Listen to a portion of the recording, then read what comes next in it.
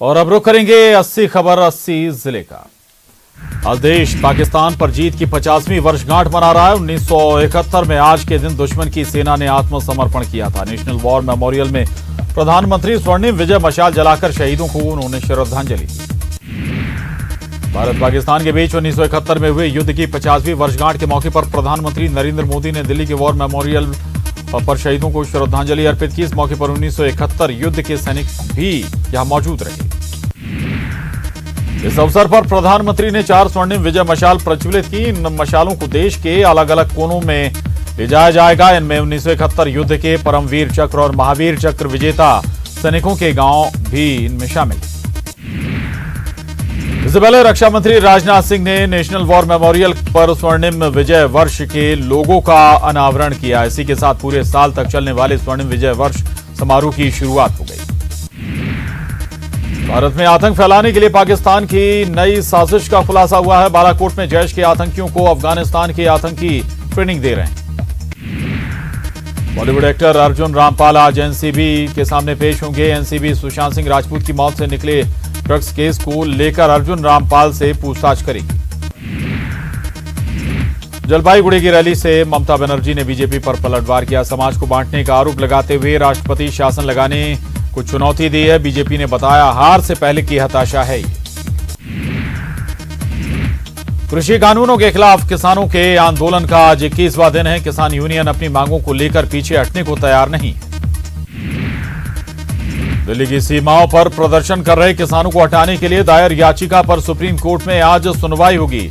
Law student Rishabh Sharma ने यह याचिका दायर की है। याचिका के अनुसार प्रदर्शन के कारण यात्रियों को कठिनाइयों का सामना करना पड़ रहा है। केंद्रीय कृषि मंत्री नरेंद्र सिंह तोमर ने कहा है कि सरकार असली किसान संगठनों से वार्ता जारी रखने को तैयार है। उन्होंने यह भी न्यूनतम समर्थन मूल्य एक प्रशासनिक निर्णय है और आगे भी ये जारी रहेगा। पीएम मोदी ने कहा कि किसानों का हित तो उनके लिए सर्वोपरि है। गुजरात के कच्छ में 3 परियोजनाओं के शिलान्यास के बाद अपने संबोधन में पीएम ने कहा कि उनकी सरकार किसानों के लिए 24 घंटे तैयार है। इस दौरान पीएम ने विपक्ष पर जमकर निशाना साधा। उन्होंने कहा कि कुछ लोग किसानों को भ्रमित कर रहे हैं, लेकिन उन्हें भरोसा है कि किसानों के आशीर्वाद की ताकत से भ्रम फैलाने वालों, किसानों के कंधों से बंदूक चलाने वालों को जवाब मिलेगा। बीजेपी ने कृषि कानून की उलझनों को सुलझाने के लिए पार्टी दिग्गजों को मैदान में उतारने का फैसला लिया है। पार्टी ने कई सांसदों और मंत्रियों को इसकी जिम्मेदारी दी है, जो प्रेस कॉन्फ्रेंस कर किसानों से बात करेंगे।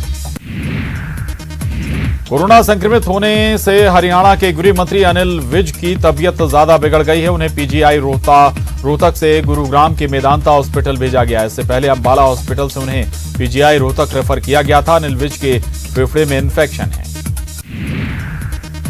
एम्स की नर्स यूनियन ने अनिश्चितकालीन हड़ताल खत्म करने का ऐलान कर दिया है। यह फैसला एम्स प्रशासन और नर्स यूनियन की मीटिंग के बाद लिया गया है। नेवी के senior most submarine vice admiral Shrikant का कोरोना से निधन हो गया। वे प्रोजेक्ट सी बोर्ड के डायरेक्टर जनरल थे और इससे पहले वो एनडीसी के इंस्पेक्टर जनरल न्यूक्लियर सेफ्टी और कमांडेंट भी रह चुके हैं। देश में कोरोना केस अब तेजी से कम हो रहे हैं। मंगलवार को कोरोना के 26,382 नए केस सामने आए। इसके साथ ही कोरोना मरीजों का आंकड़ा 99,32,000 को पार कर गया। पिछले 24 घंटे में कोरोना से 387 लोगों की मौत हुई, जिसके बाद कोरोना से मरने वालों का आंकड़ा 1,44,000 को पार कर गया है। पिछले 24 घंटे में 33,813 मरीज डिस्चार्ज हुए। इसके साथ ही रिकवर हुए मरीजों की संख्या 94,56,000 को पार कर गई। छत्तीसगढ़ में 24 घंटे में 1,605 नए मरीज मिले हैं। रायपुर से सर्वाधिक 292 नए मरीज मिले हैं। 24 घंटे में 19 लोगों की मौत हुई। 24 घंटे में 2108 ने कोरोना को शिकस्त भी दी है।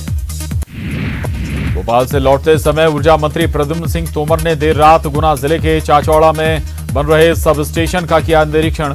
निर्माण कार्यों में गुणवत्ता को लेकर अधिकारियों को भी निर्देश दिए गए। वहीं कचेरी सब स्टेशन का निरीक्षण करने पहुंचे मंत्री प्रद्युम्न सिंह तोमर ने सब स्टेशन प्रभारी को तुरंत बचे हुए काम को कराने के निर्देश दिए।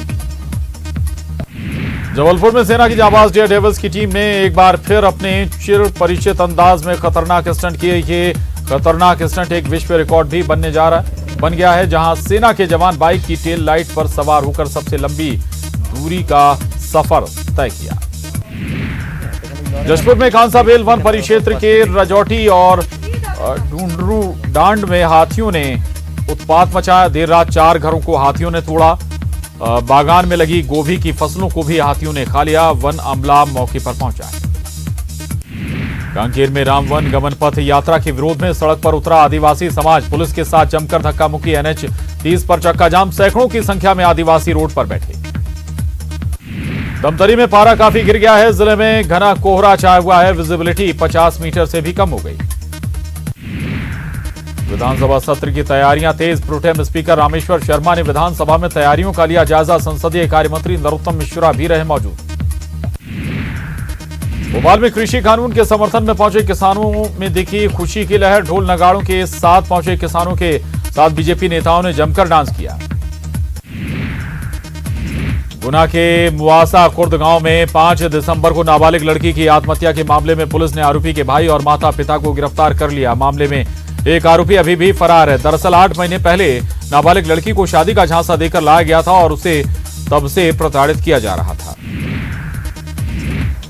इंदौर में पिछले 24 घंटे में 398 नए कोरोना मरीज मिले हैं। कोरोना से 4 लोगों की मौत भी हुई। वहीं 371 संक्रमित लोग स्वस्थ भी हुए।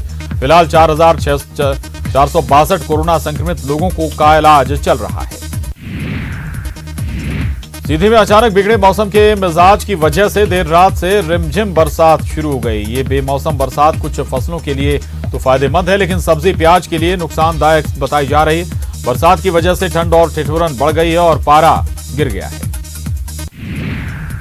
सरताज सिंह बीजेपी में शामिल हो गए। किसान सम्मेलन के दौरान वो सीएम शिवराज की मौजूदगी में पार्टी में शामिल हुए। आपको बता दें कि सरताज विधानसभा चुनाव के दौरान बीजेपी छोड़कर कांग्रेस में शामिल हो गए थे। शिवराज कैबिनेट ने कई बड़े फैसले लिए, जिसकी जानकारी देते हुए गृह मंत्री नरोत्तम मिश्रा ने उन्होंने बताया कि रेत खदान का अनुबंध करने वाले ठेकेदार वैधानिक अनुमति लेने के बाद ही खनन कर सकेंगे। गृह मंत्री नरोत्तम मिश्रा ने बताया कि सिविल न्यायालय संशोधन विधेयक के मसौदे को भी कैबिनेट में मंजूरी दी गई। डायल 100 को 1 अक्टूबर 2020 से 31 मार्च 2021 तक बढ़ाने का फैसला भी किया गया।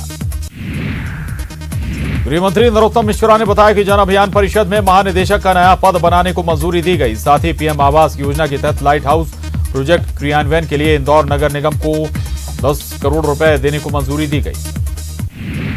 शिवपुरी में सांसद केपी यादव की अध्यक्षता में कलेक्टर सभा कक्ष में आयोजित बैठक में कुर्सी न मिलने पर जनपद अध्यक्ष शिवपुरी पारम सिंह रावत नाराज हो गए। उन्होंने कहा कि जब कुर्सी नहीं दे सकते तो बुलाया क्यों।